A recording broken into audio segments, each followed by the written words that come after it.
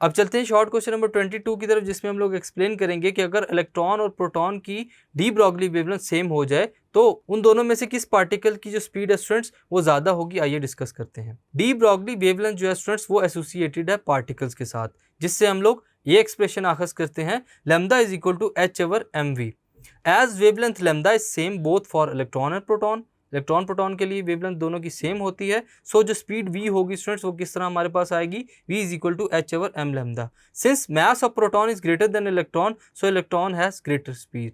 तो हम लोग देखते हैं कि जो मास ऑफ प्रोटॉन है स्टूडेंट्स वो ग्रेटर है इलेक्ट्रॉन से, तो जो इलेक्ट्रॉन है स्टूडेंट्स मास कम होने की वजह से क्या होगा, ज़्यादा स्पीड से मूव करेगा। अगर हम लोग इसको ऑब्जर्व करना चाहते हैं तो हम लोग इस स्पीड को किस तरह निकालते हैं, v is directly proportion to 1/m।